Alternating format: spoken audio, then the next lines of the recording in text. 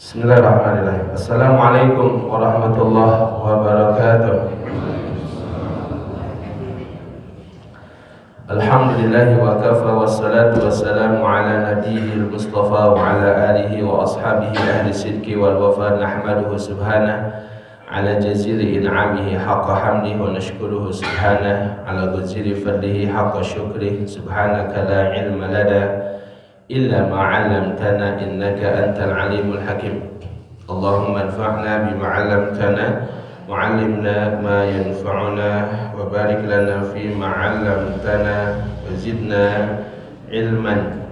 Allahumma la sahla illa ma ja'altahu sahla wa anta taj'alul hazna idza syi'ta sahla.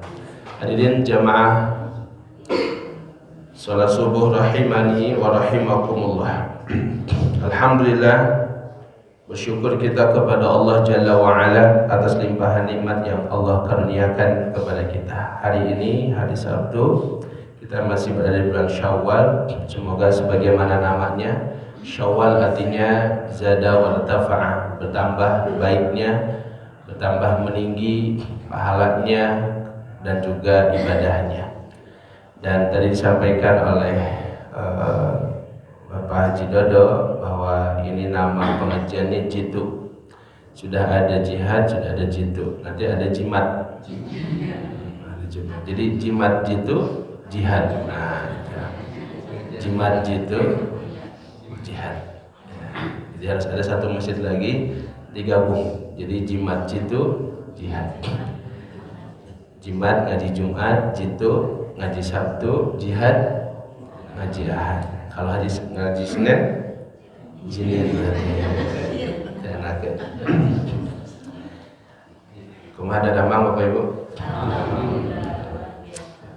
Masya Allah, alhamdulillah ya. Kalau subuh biasanya masih lemas-lemas ini.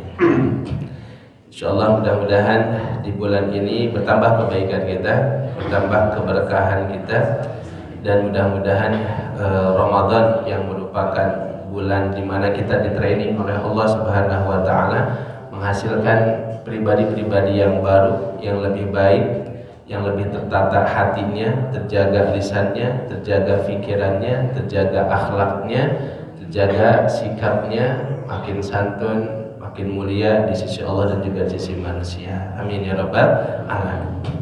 Hari ini kita kembali untuk hadir mengisi waktu yang barokah di Masjid Al-Barokah, di majelis yang barokah, subuh yang barokah. Nabi mengkhususkan waktu subuh dengan sebuah doa untuk kita hadirin. Di waktu ini Nabi mengkhususkan kita dengan sebuah doa. Apa doanya Nabi untuk kita di waktu pagi? Allah. Allahumma barik lana ya. Allahumma barik li ummati fi bukuriha. Ya Allah, berkahilah umatku pada pagi harinya. Nah, jadi ini kita sedang berada di waktu yang didoakan khusus oleh Nabi dengan keberkahan. Jadi insya Allah sudah berada di masjid namanya Al-Barokah, penuh barokah, di majelis juga yang penuh barokah, majelis ilmu juga di waktu yang penuh barokah. Insya Allah dari sini kita membawa sumber-sumber keberkahan. Amin ya rabbal alamin. Dan insya Allah kita akan melanjutkan kajian tadabbur kita. Jadi kalau disampaikan ada dua pertemuan di dalam satu bulan, Sabtu kedua dan Sabtu keempat. Sabtu kedua insya Allah kita akan isi dengan tadabbur tafsir Al-Quran dari surah-surah pendek saja dulu, jangan yang panjang-panjang.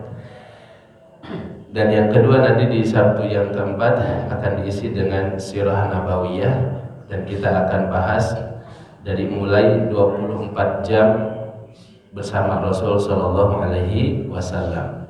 Jadi nanti kita akan belajar apa yang dilakukan oleh Nabi di pukul 5 sampai pukul 6. Apa yang dilakukan oleh Nabi pukul 6 sampai pukul 7. Apa yang dilakukan oleh Nabi pukul 7 sampai pukul 8 dan seterusnya.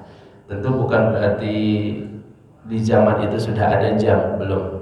Tapi sesuai dengan isyarat-isyarat sehingga kita bisa mengukur apakah kehidupan kita mirip dengan kehidupan Nabi apakah keseharian kita mirip dengan keseharian Nabi Shallallahu Alaihi Wasallam. Nah itu khusus di pertemuan Sabtu yang keempat kita akan bahas tentang sirah nabawiyah. Jadi satu hari bersama Rasul.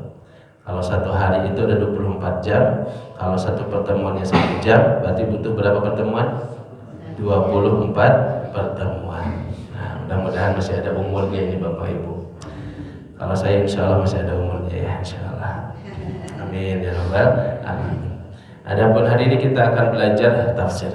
Tafsir yang kita akan lanjutkan di sini setelah membahas surah sebelumnya Al-Humazah dengan segala macam kandungannya. Kita naik lagi kepada surah ke-103, surah pendek termasuk surah favorit versi on the spot. Ya, kayaknya di sini insya Allah masih termasuk surat andalan di samping surat Al-Ikhlas.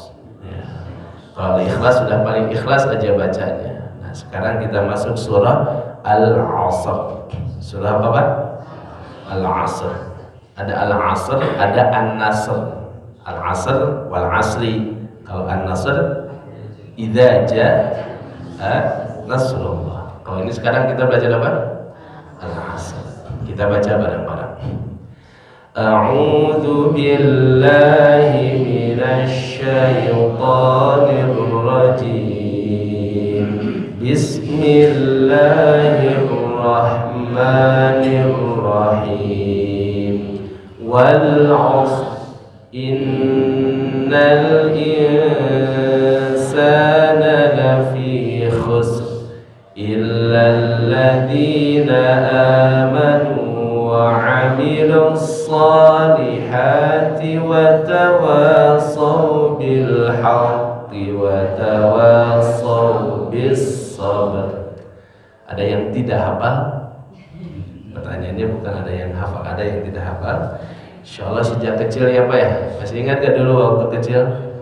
Kalau sekolah di SD Pak, beda sekolah biasanya kejamanan enggak? Bajinya habis sekolah ditutup dengan Al-Asr. Sebenarnya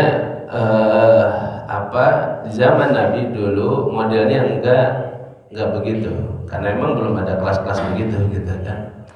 Tapi yang dilakukan di masa Nabi nanti dalam sebuah hadis dikatakan tidaklah dua orang sahabat bertemu melainkan setelah selesai ngobrol ditutupnya pakai Al-Asr. Jadi kalau ibu-ibu ketemuan ya setelah selesai ngobrol kaditu panjang lebar ya setelah itu selesai kemudian ditutup dengan baca Al-Asr. Karena di sini ayat menceritakan tentang pentingnya kita saling menasehati dalam kebaikan, ketakwaan dan kesabaran. Nah, hadirin yang dirahmati oleh Allah, ini surah pendek tapi kandungan dan bobotnya sangat-sangat padat. Dan ini diakui oleh Amr bin As, orang yang belum masuk Islam saat itu, nanti kemudian dia convert to Islam. Tapi bahkan sebelum dia masuk Islam, dia sudah sangat takjub dengan surah ini.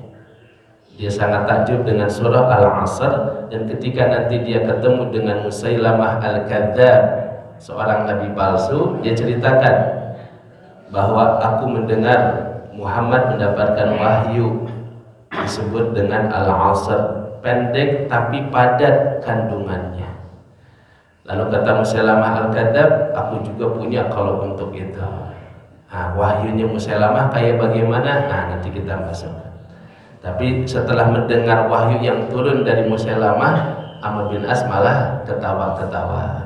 Ya, ketawa karena tahu Amr bin As adalah seorang Arab yang paling mengerti tentang masalah syair. Sehingga kata Amr bin As, engkau tahu innaka ta'lamu anni a'lamu annaka takdzib annaka kadzdzab. Sungguh engkau tahu bahwa aku tahu bahwa engkau adalah seorang pendusta. Gitu kata Amr bin As kepada siapa? Kepada Musailamah Al-Kadzdzab ketika dia bawakan wahyu tandingan daripada surah Al-Asr. Jadi ini pendek tapi luar biasa dahsyat. Dan surah Al-Asr ini menurut mayoritas ulama disebut dengan jumhur Jumhur itu artinya mayoritas ulama berpandangan bahwa ini surah termasuk surah Makkiyah, surah yang turun sebelum hijrah Nabi SAW dari Mekah ke Madinah. Dan surah ini sampai-sampai dikatakan oleh Al-Imam Asy-Syafi'i rahimahullahu ta'ala, imam madhab, imam yang ketiga dalam urutan usia madhab setelah Abu Hanifah, Imam Malik, yang ketiga adalah Imam Asy-Syafi'i, seorang yang sangat cerdas. Beliau mengatakan, untuk menunjukkan dahsyatnya ini surah, kata Imam Asy-Syafi'i dalam tafsir Ibnu Katsir disebutkan, "Lau tadabbaran nasu ma fi hadhihi surah lawasi'athum." Lau tadabbaran nasu, apabila manusia mentadaburi surah ini, surat Al-Asr saja, hanya surat ini saja yang mereka pelajari, yang mereka tadabburi, lawasi'athum, itu sudah mencukupi kebutuhan mereka. Itu kata siapa? Al-Imam Asy-Syafi'i. Lau tadabbaran nasu ma fi hadhihi surah lawasi'athum. Seandainya orang-orang atau manusia, kaum muslimin, hanya dapat surat ini saja dan dia mentadabburi surat ini saja, Al-Asr, lawasi'athum, ini sudah mencukupi mereka. Tentu bukan berarti Imam Syafi'i ingin mengatakan tidak perlu ayat-ayat yang lain dan surat yang lain, ya, sedangkan ayat itu sudah turun. Tapi ini kandungan surat walaupun pendek, kalau manusia tadabbur terhadap kandungan yang ada di dalamnya, itu sudah sangat cukup untuk kebutuhan kita. Ini kata siapa? Imam Asy-Syafi'i. Berarti Imam Syafi'i sudah mentadabburi surat ini, menggali. Namanya ulama, Bapak Ibu, kalau sudah menggali sesuatu tidak ecek-ecek. Kita dari satu ayat mungkin hanya 1, 2, 3 poin keluarnya. Imam Syafi'i itu jangankan dari ayat, dari hadis pendek, hadis biasa, tapi bisa melahirkan puluhan faidah, poin-poin penting. Saya kasih contoh kedahsyatan Imam Syafi'i. Ketika dia mendengar hadis Nabi SAW, ketika Nabi melewati seorang anak namanya Abu Umair, sedang bermain dengan Nughair. Nughair ini burung, ya, burungnya entah kesakitan atau mati. Lalu datang Nabi SAW, kemudian menegur anak kecil ini, dipanggilnya, "Ya Aba Umair, madza fa'ala Nughair?" Hei Aba Umair, ada apa dengan Nughair? Potongan hadis seperti itu dibahas dan didalami oleh Imam Syafi'i, melahirkan sampai 80 faidah dari hadis biasa itu. Coba bapak-bapak kalau kita uji sekarang, hadis tadi kira-kira faidahnya apa? Manfaatnya apa? Nabi datang kepada seorang anak lalu mengatakan, "Hei Aba Umair, apa yang terjadi dengan Nughair?" Apa tadi Nughair? Kira-kira manfaatnya apa? Paling jawabannya paling bagus apa? Wallahu a'lam. Ya, saya begitu mungkin, tapi Imam Syafi'i sampai puluhan faidah. Nah, jadi ketika beliau mengatakan lau tadabbara nasu ma fi hadhihi surah lawasi'athum, kalau orang-orang mentadabburi surah ini kandungannya maka cukup bagi mereka. Nah, berarti ini mengandung makna, surah ini sangat dalam hadirin. Nah, kita ambil yang permukaan saja dulu, ambil yang paling penting dan bisa kita amalkan. Nah, hadirin mata Allah Subhanahu wa taala. Jadi ini surah turun sejak Nabi SAW belum hijrah ke Madinah. Ada juga yang mengatakan setelah hijrah ke Madinah. Yang pasti tadi dikatakan ada Musailamah al-Kadzdzab, nabi palsu, sudah ada setelah Nabi wafat atau sebelum Nabi wafat dia sudah ngaku-ngaku jadi nabi. Sebelum Nabi wafat dia sudah ngaku-ngaku jadi nabi. Makanya Nabi mengatakan akan datang salasun dajjalun kadzdzabun, akan muncul nanti 30 dajjal sang pendusta. Yad'una bin nubuwah, ngaku-ngaku jadi nabi. Dari 30 itu satu ada di Indonesia kayaknya. Siapa namanya? Hah? Ada ya? Nabi di Indonesia ada? Di sini ada pengikutnya kan? Ahmad Musaddiq ya ngaku jadi nabi. Jangankan jadi nabi, jadi malaikat Jibril aja ada di Indonesia. Ya, jangankan jadi malaikat, yang jadi Tuhan juga ada. Dan nanti kemarin kumpulnya semua di Kapolda begitu ya, di penjara semua. Nah, ketika tadi kembali kepada kisahnya Amr bin As, dibawakan ayat ini kepada siapa? Musailamah al-Kadzdzab. Lalu kata Musailamah, saya pun bisa kalau cuman kayak gitu doang mah. Wal asri innal insana lafi khusr. Ujungnya roh semua. Dia buat juga sama yang ujungnya roh semua. Apa kata Musailamah al-Kadzdzab? Ya wabar, ya wabar. Ya wabar, innama anta udhunani wa sadar wa sa'iruka hafal naqar. Yang penting ujungnya apa? Roh. Ini yang dibuat oleh siapa? Musailamah. Apa artinya? Hei marmut, sungguh engkau hanyalah 2 telinga dan dada, dan sisa tubuhmu adalah lubang dan bolong. Lalu kata Musailamah, gimana Amr? Mirip-mirip enggak dengan yang dibawakan oleh Muhammad? Jawabannya Amr tadi, wallahi innaka la ta'lamu anni a'lamu annaka kadzdzab. Apa artinya? Sungguh engkau tahu bahwa aku tahu bahwa engkau adalah seorang pendusta. Tapi enggak apa-apa. Musuh daripada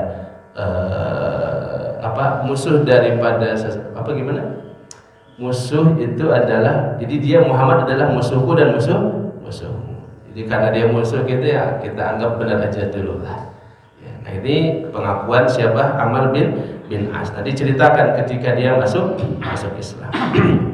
Nah kemudian Al-Imam At-Tabrani menyebutkan riwayat dari Abdullah ibn Hafiz Abu Madinah yang tadi kami sampaikan bahwa kana rajulani min ashabin Nabi sallallahu alaihi wasallam, adalah 2 sahabat apabila bertemu di masa Nabi sallallahu alaihi wasallam, idza taqaya lam yaftariqa hatta yaqra'a ahaduhuma 'ala al-akhir, tidak akan berpisah keduanya sebelum salah satu di antara mereka membacakan untuk saudaranya surah Wal 'Asr ini. Ya, surah Al-'Asr, wal 'asri innal insana lafi khusr sampai akhir ayat. Hadirin yang dirahmati oleh Allah, di dalam ayat ini, surah ini, topik utama daripada surah ini menjelaskan bahwa hakikatnya manusia itu berada di dalam kerugian. Manusia semuanya ada dalam kerugian. Ada 4 kunci agar manusia selamat daripada kerugian. Apa saja 4 hal itu dijelaskan oleh Allah Subhanahu wa taala. Yang pertama, Allah mengatakan wal 'asr, demi waktu asar atau demi masa. Para ulama berbeda pendapat apa makna wal asr di sini. Kalau kita dilihat Quran diterjemah, artinya apa? Demi masa. Masa berarti secara keseluruhan. Allah bersumpah atas nama waktu secara keseluruhan. Tapi juga ada yang memaknai al-asr sebagai demi waktu asar. Secara umum memang Allah bersumpah atas nama-nama waktu, dari mulai fajar sampai malam. Allah bersumpah atas nama fajar. Apa ayatnya? Wal fajri walayalin ashri, wal fajri. Allah bersumpah atas nama waktu duha, wal duha. Allah bersumpah atas nama waktu siang. Apa siang? Wan nahari idza jallaha. Allah bersumpah atas nama waktu sore, wal 'asr ini. Allah bersumpah atas nama waktu malam, wal lail. Memang waktu itu sesuatu yang paling berharga. Apapun bisa kita ambil kembali, bisa kita cari kembali. Tapi namanya waktu, apabila dia sudah lewat maka tidak akan pernah bisa kembali lagi. Sesuatu yang paling jauh itu bukan jarak tempat, yang paling jauh adalah waktu yang sudah ditinggalkan oleh kita. Kenapa? Karena dia tidak akan pernah bisa kembali lagi. Nah, kemudian para ulama menjelaskan bahwa waktu asar itu ya, waktu yang memang disebutkan secara khusus di dalam Al-Qur'an menjadi waktu yang utama dan sholat yang utama, sampai-sampai Allah Subhanahu wa taala berfirman dalam surah Al-Baqarah ayat 238. Apa kata Allah? Hafidhu 'alas salawati was salatil wusta wa qumu lillahi qanitin. Peliharalah oleh kalian semua salat dan utamanya salat wusta. Dan yang dimaksud dengan salat wusta dijelaskan di situ adalah salatul asar. Salat asar. Kenapa menjadi perhatian salat asar? Karena salat asar termasuk salat yang agak dilalaikan. Kenapa? Karena orang baru pulang kerja, pulang dari kebunnya, kecapean. Akhirnya bablas, dia tidak melaksanakan salat asar sampai ke maghrib. Nah, sehingga Allah menekankan demi waktu asar yang waktunya sangat pendek, yang banyak orang lalai daripada salat asar. Sehingga Nabi SAW bahkan mengatakan, man taraka salat al-asri, siapa yang dengan sengaja meninggalkan salat asar faqad habita amaluhu, bakal hangus seluruh amal perbuatannya. Nauzubillah. Siapa, kata Nabi dalam hadis riwayat Imam Bukhari, man taraka salat al-asr, siapa yang meninggalkan salat asar faqad habita amaluhu, sungguh hangus seluruh amal solehnya. Jadi amal-amal baik dia sebelumnya, termasuk sholat-sholat dia yang dia lakukan sebelumnya, akan habis, hangus, nggak ada dia lihat nanti dalam catatan amal soleh ketika dia dengan sengaja meninggalkan sholat asar hadirin. Nabi memberikan perhatian khusus. Kenapa? Karena tidak sedikit orang yang lalai daripada sholat asar. Maka ini penting untuk diketahui bersama. Jangan sampai sholat asar ini yang kalau dikerjakan hanya berapa menit, nggak nyampe sampai 5 menit. Tapi ketika dia ditinggalkan, habitu amaluh, akan menghanguskan seluruh amal perbuatan kita. Sayang dong hadirin, ibarat orang kerja, ya, numpuk-numpuk hasil kerjanya di bank sampai ratusan juta, sampai miliaran. Lalu kemudian karena satu kesalahan habis semua uangnya di dalam rekening tersebut. Rugi tidak? Rugi sekali. Orang kalau sengaja meninggalkan sholat asar, maka Allah akan hapus seluruh amal perbuatannya di masa lalu. Kalau yang lain nggak disebutkan begitu oleh Nabi. Berdosa, ya berdosa, tetapi tidak sampai disebutkan menghanguskan seluruh amalan. Dalam hadis syarif kan dikatakan kalau seseorang kemudian meninggalkan satu sholat saja, dia akan tenggelam dalam neraka 70 tahun. Ya. Tapi kalau untuk khusus sholat asar, Nabi mengatakan man taraka sholat al-asri faqad habita amaluh. Siapa yang meninggalkan sholat asar, maka dia akan kehilangan apanya? Kehilangan amalannya. Lalu sholat asar ini memang waktunya pendek. Ada yang disebut dengan waktu ikhtiyari. Waktu apa? Ikhtiyari. Sejak awal sampai bayangan sesuatu 2 kali lipat, yaitu sampai menjelang waktu maghrib. Itu namanya waktu apa? Ikhtiyari. Yang tidak boleh orang sholat asar di luar waktu itu. Nah, ada juga satu lagi namanya waktu iltirari. Iltirari itu waktu yang sudah keluar dari waktu asar. Dia sholat ketika sudah terbenam matahari. Kapan dibolehkan? Ketika dalam keadaan iltirar atau darurat. Contoh di masa Nabi pernah Nabi bilang, la tusalluna al-asra illa fi Bani Quraidah. Kalian jangan sholat asar kecuali di Bani Quraidah. Itu ucapan Nabi kepada para sahabat yang ditugas untuk menggempur pasukan Bani Quraidah, orang-orang Yahudi yang telah berkhianat kepada Rasul sallallahu alaihi wasallam. Maka kemudian kata Nabi, la yusalliyanna ahadukum al-'asra illa fi Bani Quraidah. Janganlah ada orang yang salat asar kecuali di Bani Quraidah. Maka berangkatlah pasukan muslimin menuju Bani Quraidah. Ketika sampai waktu salat asar, di situ perbedaan pendapat terjadi. Satu pasukan berpendapat perintah Nabi itu bukan letter-letternya kita harus sholat di Bani Quraidah, tapi perintah Nabi itu agar kita cepat-cepat jalan ke Bani Quraidah, jangan lambat-lambat. Tapi kalau waktu asar datang, ya kita sholat asar. Yang kedua, pasukan yang kedua memahaminya tidak. Enggak, Nabi jelas mengatakan tidak boleh sholat asar kecuali di Bani Quraidah. Akhirnya mereka tetap berangkat dan tidak sholat. Mereka baru sholat ketika sudah terbenam matahari dan sudah sampai di mana? Di Bani Quraidah. Jadi yang satu memahaminya secara tersirat. Ada maksud yang lain, Nabi bilang begitu tuh. Maksudnya apa? Percepat jalannya agar bisa sampai lebih awal. Ya, tapi kalau sudah turun waktu sholat asar ya sholat. Yang satu berpaham tidak begitu. Nah lihat di zaman sahabat aja sudah ada apa? Perbedaan. Ikhtilaf itu sesuatu yang ada. Namanya juga manusia. Ya. Dan ketika itu nanti dilaporkan kepada Nabi, Nabi tidak salahkan satu dan yang lainnya, Nabi benarkan kedua-duanya. Itu adalah bagian daripada ijtihadnya para sahabat. Nah, tapi yang kedua tadi yang sholat asar di waktu maghrib dibenarkan oleh Nabi karena para sahabat itu memahami ini perintahan Nabi serius untuk kemudian hanya sholat asar di Bani Quraidah. Karena kalau sholat asar di luar itu akan terjadi ini dan itu dan segala macam. Itu bisa mungkin dalam peperangan misalnya orang Nabi sampai pernah lewat sholat duhur, sholat asar, sholat maghrib, sholat isya. Pernah Nabi begitu karena dalam sebuah peperangan.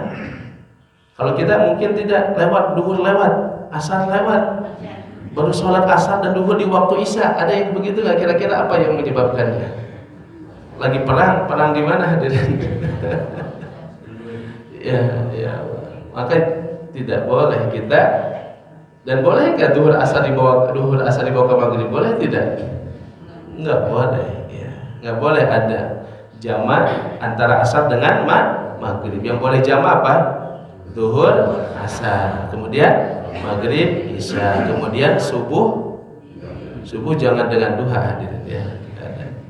Nah ini tapi dalam kondisi ittirar Nabi sampai marah, sungguh celakalah kaum tersebut yang telah menahan kita dari sholat sampai Nabi dirapel semua sholatnya zuhur, asar, maghrib, isya di satu waktu.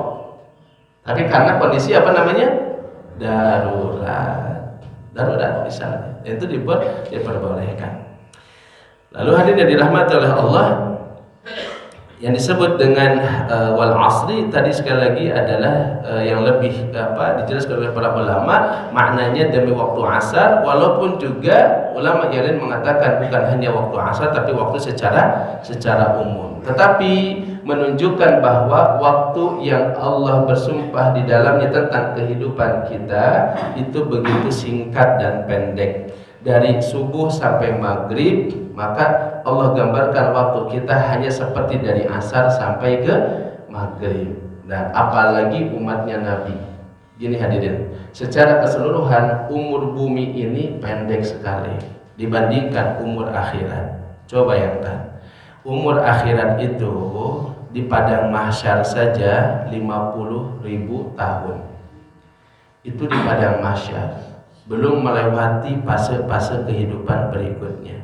Bumi ini paling lama manusia tinggal di atas muka bumi seperti yang ada pada zaman Nabi Adam, Nabi Nuh alaihissalam. Disebutkan berapa tahun hadirin? Hanya 1000 tahun. Di padang mahsyar tadi berapa tahun?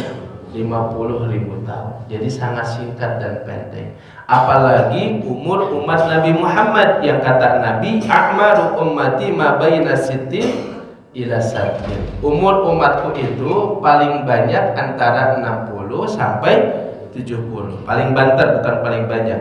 Umumnya 60 sampai 70. Bahkan kata Nabi apa? Wa aqalluhum man yajuzu dzalik. Sedikit bahkan yang sampai ke umur tersebut apalagi lewat daripada 70.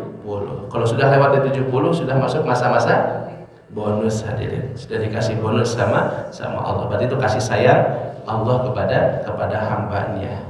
Nah hadirin Allah, maka waktu yang pendek ini sangat berharga untuk kita. Apalagi, mohon maaf, kita sudah menghabiskan separuh daripada umur yang Allah berikan. Berarti tinggal hanya separuh lagi, atau tinggal beberapa saat lagi. Dan ini sangat menentukan, sebagaimana hadis Nabi SAW, innamal a'malu bil khawatim. Sesungguhnya amal seseorang tergantung apanya? Khatimahnya. Kalau khatimahnya baik disebut dengan husnul khatimah. Kalau khatimahnya buruk disebut dengan su'ul khatimah. Enggak peduli yang dulunya. Ibu dulunya lakukan banyak dosa sekalipun, kita bapak-bapak dulunya banyak kemaksiatan sekalipun, apapun jenis dosanya yang pernah dilakukan, sampai misalnya menjadi orang musyrik, pernah datang ke dukun, pernah nyembah setan sekalipun, tapi akhirnya bertobat kepada Allah taubatan nasuha, kata Allah, ghafartuk wala ubali, aku akan ampunin, aku nggak peduli berapa banyak dosa yang kau lakukan, yang penting ujungnya apa? Baik, yang penting husnul khatimah. Tapi yang masih muda, cuma yang merasa masih muda ada? Ini kayaknya 25, 26 masih ada ya. Di balik kita. Ya. Nah, maka jangan merasa masih panjang 40 karena genap 10 masih 20 tahun deh. Jangan hadirin. Karena tadi bahkan musim sekarang ini, musim akhir zaman itu disebut oleh Nabi ada yang disebut dengan mautul mufajaah, matinya tiba-tiba. Enggak kelihatan sakit, nggak kelihatan dulu lemah, enggak, malah jam-jam ringkas, bahkan habis olahraga tiba-tiba meninggal. Bahkan pola makannya sehat, segala makanan dijaga, tapi kalau sudah waktunya namanya mautul mufajaah. Kemudian hadirin mata Allah, Allah di ayat yang kedua memberikan satu vonis yang mengerikan. Atau masih di ayat pertama, innal insana lafi khusrin.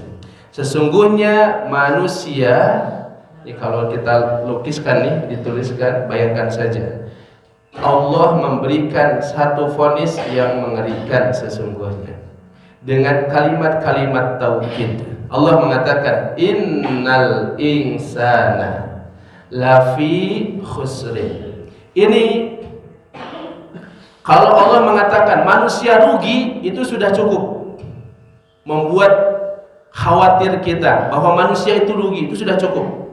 Tapi Allah bahkan memberikan penegasan dengan huruf-huruf taukid. Ada beberapa penekanan di situ. Satu, Allah mengatakan inna. Inna ini harfu taukid untuk menunjukkan sesungguhnya, benar-benar. Yang kedua huruf lam, lafi, lamnya lam taukid juga, benar-benar. Yang ketiga, Allah tidak menyebutkan la khasir. Kalau yang belajar bahasa Arab pasti mengerti. Ya, kan orang rugi itu namanya khasir, orang rugi. Allah tidak menyebut innal insana la khasir. Sesungguhnya manusia adalah rugi, tidak. Tapi Allah menggunakan la fi. Fi artinya di dalam. Sehingga seolah-olah dia masuk tenggelam dalam sesuatu. Kalau orang misalnya terkena cipratan air, namanya terkena sedikit. Kalau orang berjalan di atas jalanan kotor, dia hanya bagian bawahnya saja. Tapi kalau orang dikatakan tenggelam dalam lumpur, berarti kebayang nggak oleh kita? Apa artinya? Seluruhnya bolokot kotor oleh lumpur. Maka ketika Allah mengatakan sesungguhnya manusia benar-benar berada di dalam kerugian, berarti tidak ada ruang bagi dia untuk selamat, hadirin. Tidak ada ruang buat saya dan Bapak Ibu buat selamat. Semuanya berada dalam kerugian. Yang bilang Allah. Sayangnya kita lebih takut biasanya dikatakan oleh dokter. Dokter kalau sudah vonis kita, Bapak ini kayaknya Bapak nggak lama lagi bakal tanda-tandanya nih, ya Allah, Pak, sudah 10 pasien kemarin sama dengan Bapak nih. Tanda-tandanya Bapak kayaknya paling lama setahun lagi nih, gitu. Bapak bakal mati. Itu dokter bilang vonis, saya divonis mati, Ustaz. Takutnya luar biasa. Padahal sejak Allah turunkan wahyu sudah vonis kita, kullu nafsin dha'iqatul maut. Ada yang takut tidak? Tidak ada. Atau pertanyaannya, mana yang lebih bagus? Tahu kapan kita mati atau tidak tahu? Mana yang lebih bagus? Benar, tidak tahu. Tidak tahu berarti tiba-tiba datangnya. Bapak-bapak, mau yang tiba-tiba datangnya atau mau tahu dulu ininya, kapannya? Enggak ada mendingnya, hadirin. Ya, tidak apa, tiba-tiba nuju mancing gitu kan misalnya.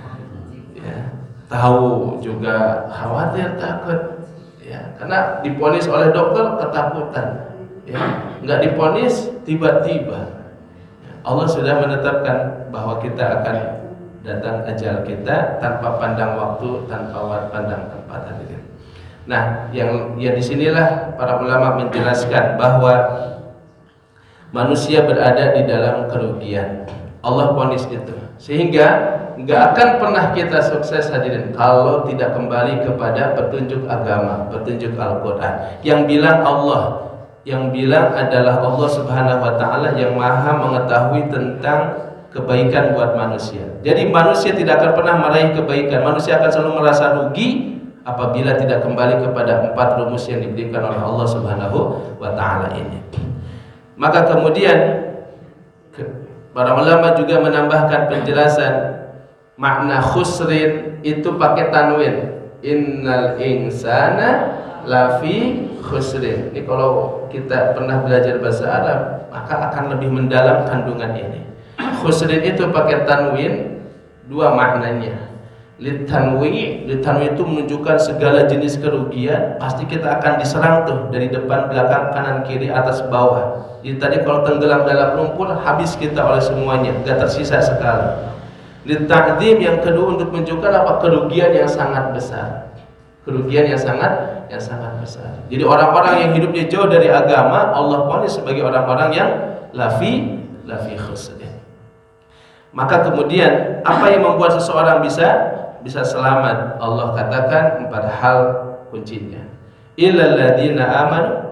Yang kedua, wa amilus solihati. Yang ketiga, wa tawasau bil haqqi. Yang keempat, wa tawasau bis sabr. Yang pertama apa hadirin? Illal ladzina amanu, kecuali orang-orang yang beriman. Beriman ini dulu yang pertama. Orang yang tidak beriman akan ada dalam kerugian.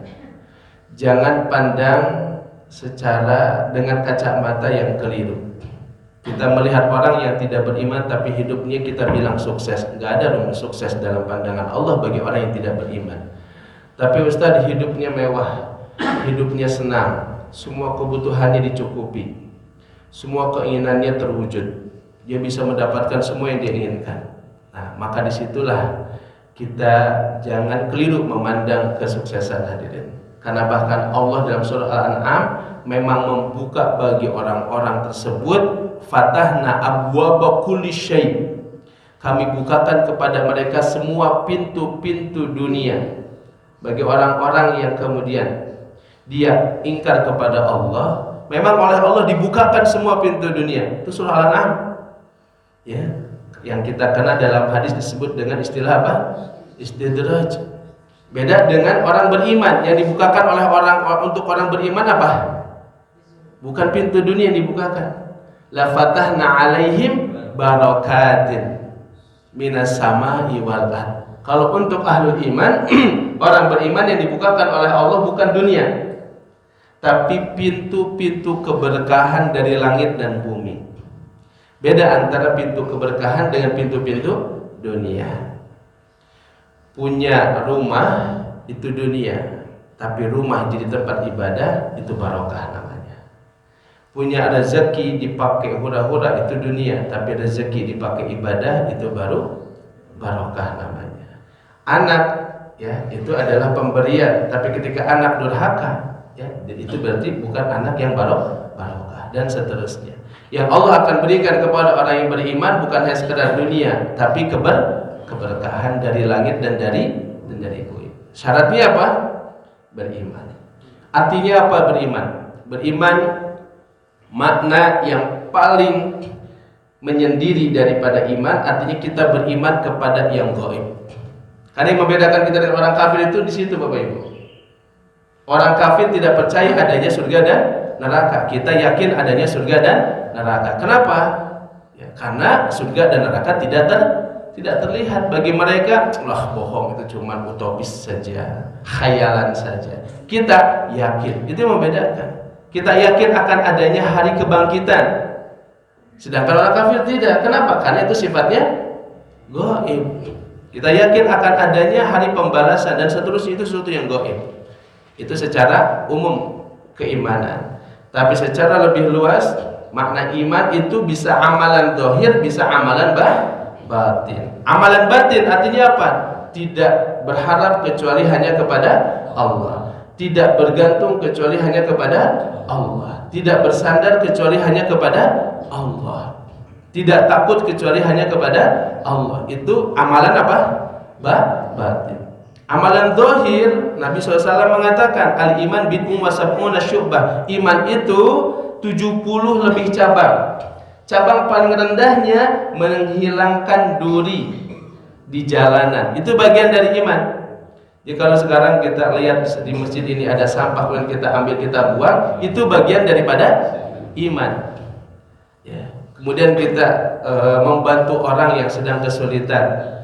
Ya, orang misalnya mau naik motor, ada bawa barang, kita bantukan. Itu juga bagian daripada iman. Iman kalau disebutkan secara umum bisa masuk amalan batin dan amalan zahir. Tapi secara khusus iman bicara tentang fondasi di dalam hati, ya, bahwa dia tidak berharap kecuali hanya kepada Allah, tidak bergantung kecuali hanya kepada Allah. Dan ini yang paling penting. Nah, tumbuhnya iman oleh apa Bapak Ibu? Dengan ilmu. Maka Ibnu Qayyim menyebutkan kunci selamat daripada kerugian berdasarkan ayat ini, yang pertama adalah ilmu. Karena lewat ilmu inilah orang jadi makin kuat imannya. Maka penting kita terus untuk melazimkan berada di dalam majelis ilmu. Jadi yang pertama adalah iman yang dibangun dengan dasar ilmu. Kemudian yang kedua yaitu adalah wa'amilus shalihat. Tadi dikatakan amal soleh itu sebenarnya bagian daripada iman juga, tapi disebutkan secara khusus. Kenapa? Karena iman tidak cukup hanya di dalam hati. Baik itu tidak cukup hanya di dalam hati, tapi wajib dibuktikan dengan amal perbuatan. Hadirin. Jadi orang baik itu tidak hanya dalam pikiran dan di dalam hatinya, harus terwujud di dalam amal perbuatan. Maka yang kedua kata Allah wa'amilus shalihat. Maka kemudian di dalam Al-Quran banyak Allah menyebutkan tentang pengkhususan seperti ini. Jadi disebut secara umum. Contoh Allah mengatakan man kana aduwwan lillahi wa malaikatihi wa rusulihi. Siapa yang memusuhi Allah dan malaikat-malaikatnya, wa Jibril wa Mikail. Lalu Allah menyebutkan Jibril dan Mikail. Padahal Jibril dan Mikail bagian daripada malaikat, tapi Allah menyebut lagi. Nah, itu disebutkan secara khusus untuk menekankan. Demikian juga tadi iman, amal soleh itu bagian daripada iman, tapi disebut lagi karena ada orang yang memisahkan antara iman dengan amal. Dia hanya mengatakan yang penting malah urusan saya dengan Allah saja, gitu. Kenapa nggak pakai jilbab? Nah, yang penting mah dijilbabin dulu hatinya saja. Ya, saya malu. Nah, harusnya dia tahu bahwa wujud bahwa dia itu beriman, dia beramal melaksanakan perintah Allah, nggak ada urusan. Terus juga bingung juga desainer gimana ngejilbabin hati, kan bingung model jilbabnya kayak gimana kan gitu. Ya itu makanya alasan-alasan yang dibuat oleh orang-orang yang tidak mau melakukan perintah Allah. Jadi yang kedua hadirin adalah beramal saleh. Apa yang dimaksud dengan beramal saleh? Beramal saleh adalah melaksanakan sepenuh hati apa yang diperintahkan oleh Allah tanpa pilih-pilih. Karena ada orang yang modelnya seperti prasmanan. Ketika dia suka dia lakukan, ketika dia tidak suka dia tinggalkan. Agama ini bukan agama prasmanan. Agama ini agama yang harus dilakukan secara keseluruhan. Jadi ada orang gitu, saya nggak suka ayat ini Ustadz, jangan dibahas, nggak mau saya. Nah, ini prasmanan namanya, pilih. Kalau orang seperti itu, apa kata Allah? Beriman sebagian, kufur sebagian. Disebut sebagai orang apa? Beriman sebagian, tapi kufur sebagian.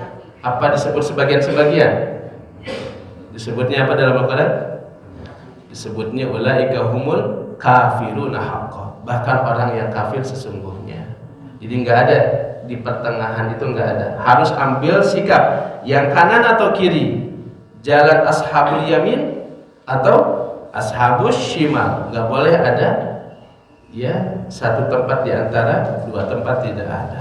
Maka orang yang yu'minu bi ba'd wa yakfuru bi ba'd, menerima sebagian, menolak sebagian, maka dia disebut orang kafir sesungguhnya. Jangankan sebagian besar ayat, satu ayat saja diingkari. Bahkan dalam tafsir dikatakan satu huruf saja ditolak oleh kita dalam Quran, sungguh sudah cukup membuat dia disebut sebagai orang kafir. Jadi nggak boleh kita kemudian ini kok ayatnya kayaknya ayat ini deh, ayat teroris deh. Nah, itu nggak boleh. Ini ayat kayaknya radikal banget deh. Ini tolong kalau bisa jangan dibaca. Oh ini nggak boleh hadirin. Jangankan kufur, benci saja nggak boleh. Benci ini kepada ayat. Ibu ada yang dibenci nggak ayat-ayat? Bu, ada ayat yang dibenci nggak oleh ibu-ibu? Bahaya ibu-ibu kalau Ustaz tahu nggak saya tadi ayat. Bapak kira-kira ibu-ibu ada yang dibenci nggak ayat? Ada ya? Kita sudah tahu maksudnya ya. Benci saja nggak boleh. Kalau tadi sholat asar ditinggalkan bisa menghapuskan amal, dalam Quran surat Muhammad, orang yang benci terhadap apa yang diturunkan oleh Allah, faqad habitu amaluhu, bakal hangus seluruh amalnya. Aduh coba Pak, iya ya ayatnya ya kan gitu. Jadi nggak benci nggak boleh. Kalau nggak bisa melakukan, katakan nggak bisa melakukan. Ada yang mengatakan begitu pada saya, Ustaz, ini gimana hukumnya? Orang tidak suka dibacakan ayat tentang itu. Ya, bapak salah atau ngalka istri teh ngabahas teh eta we, jadi we benci istri teh gitu kan. Emang ayatnya eta hungkul. Nah, gitu kan akhirnya istrinya enggak senang. Istrinya baru belajar agama tapi pertama diajarin sama suaminya tentang masalah itu terus ayat itu. Jadi we tersep karena agama teh kieu cenah agama teh gitu. Nah, harus proporsional. Kalau ibu-ibu ya merasa tidak sanggup dengan mengamalkan ayat itu, dan banyak ayat yang kita nggak sanggup melakukan, tapi jangan berarti membenci apalagi mengingkari. Ya Allah, saya mah belum sanggup Pak, ya belum sanggup untuk mengamalkan ini. Saya yakin ini benar, ini firman Allah, ini kalau bisa dilakukan, tapi saya belum sanggup. Nah itu baru boleh. Tapi lama Pak awas, hadir deh eta mawa eta ayat, nah, dibaca deh. Sampai ngancam-ngancam karena benci, khawatirlah masuk surah Muhammad tadi. Dia termasuk orang-orang yang benci terhadap ayat yang diturunkan, maka hanguslah seluruh amal perbuatannya. Jadi itu hadir kata Allah. Iman, yang kedua amal saleh. Yang ketiga apa? Wa tawassaw bil haq. Artinya apa? Kata tawassaw, wasiat, saling memberikan pesan. Apa? Memberikan pesan. Kata tawassaw itu menunjukkan saling sehingga menunjukkan butuhnya partner. Bapak Ibu, kita butuh partner, nggak bisa kita berjalan sendiri di atas agama ini, nggak bisa, yakin nggak bisa. Kenapa? Karena kambing yang sendirian akan diterkam oleh serigala. Nggak bisa, kita butuh hidup berjamaah, kita butuh orang yang bisa jadi partner dalam kita menempuh jalan menuju Allah. Madarijus salikin, tangga-tangga salik kita untuk menuju Allah tuh nggak bisa kita jalan sendirian, nggak bisa, karena kita akan jadi santapannya serigala. Ini ayat menunjukkan kunci sukses kita yang ketiga, butuh teman yang saleh, butuh orang yang bisa mengingatkan kita, menegur kita. Apalagi kalau kita cuman punya orang-orang yang hanya bisa membuat kita senyum, ya, dia tidak pernah menegur ketika kita salah, sesungguhnya dialah orang-orang yang akan menjerumuskan kita.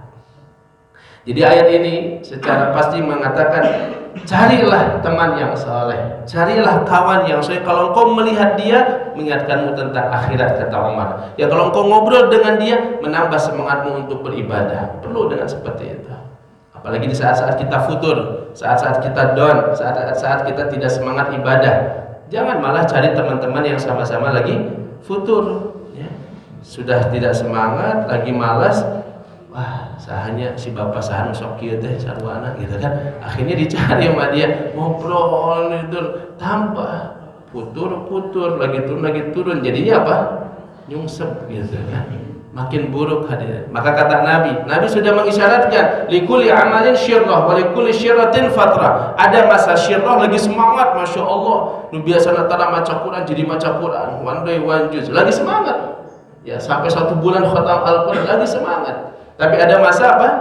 Futur. Nah, ketika futur ini kata Nabi, tetaplah berada di atas sunnah, berkumpullah dengan orang-orang saleh. Kenapa? Faqad hudiyah, dia akan dapat petunjuk terus. Kalaupun dia mau menyimpang, ada yang narik. Kalaupun ketika dia pengen melakukan salah, ada yang mengingatkan. Tapi kalau wa in kana ila ghairi dzalik, tapi kalau yang dia cari di luar itu, faqad halak, dia akan binasa. Dan masalahnya kecenderungan orang lagi futur, cari tempat-tempat yang futur juga. Lagi stres nih, lagi bingung nih, banyak masalah di keluarga, cari tempat-tempat yang katanya membuat dia fly. Apakah dia ngumpul orang-orang yang aneh, yang orang-orang yang hanya memikirkan dunia dan seterusnya, akhirnya makin buruk. Maka watawasau bil haq, kita butuh orang-orang yang bisa mengingatkan dalam kebenaran. Dan yang terakhir, yang keempat, watawasau bis sabr, saling menasihati dalam apa? Kesabaran. Kenapa disebutkan yang keempat ini setelah kebenaran? Karena kebenaran butuh kesabaran. Orang-orang yang tidak sabar, meskipun dia yakin itu benar, dia tidak akan mau memperjuangkan itu. Maka Nabi mengatakan, Islam ini seperti bara api, dipegang oleh kita akan panas, dilepaskan oleh kita akan mati. Sehingga orang-orang yang berjalan di atas jalan kebenaran butuh namanya kesabaran. Dan kesabaran itu dari 3 hal. 1, sabar alal ibadah, sabar dalam melaksanakan ibadah, ala taatillah, dalam taat kepada Allah. Yang kedua, as-sabru an maksiatillah, bersabar dari perbuatan maksiat. Yang ketiga, as-sabru ala qadarillah, sabar atas qada qadar Allah al-mu'limah yang pahit. Kalau kita sukses dengan ketiga hal ini, maka kita meninggal dunia, sudah ada malaikat yang bakal nyambut, Pak. Malaikat itu menyambut dengan satu kalimat yang indah. Apa itu? Salamun alaikum bima sabartum. Selamat untuk kalian, wahai hamba Allah, atas kesabaran kalian. Sabar saat kalian datang ke masjid, beribadah, melakukan sedekah, melakukan tahajud, melakukan tilawah, dan seluruh kebaikan. Sabar ketika kalian bertahan dari ajakan berbuat dosa dan berbuat maksiat, kalian sabar. Dan sabar saat kalian diuji dengan ujian-ujian yang pahit, kalian sukses, lulus, fani ma'uk badar, sudah disiapkan tempat istimewa buat kalian. Semoga kita masuk di dalamnya insyaallah. Amin ya rabbal alamin. Maka ini 4 hal ini, hadirin Allah, yang kita butuhkan dalam kehidupan kita agar tidak rugi. Jadi ada 4, satunya apa? Iman. Yang kedua, amal saleh. Yang ketiga, saling menasehati dalam kebenaran. Dan yang keempat, menasehati dalam kesabaran. Bila 4 hal ini ada dalam diri kita, maka selamatlah kita dari kerugian. Tapi bila 4 hal ini atau salah satunya tidak ada, khawatirlah kita bisa terjerumus dalam kerugian. Insyaallah, mudah-mudahan yang sedikit ini bisa bermanfaat dan bisa diamalkan dalam kehidupan kita. Amin ya rabbal alamin. Ini yang bisa kami sampaikan. Barakallahu fikum. Aqulu qouli hadza, astaghfirullah li wa lakum. Wassalamualaikum warahmatullahi wabarakatuh.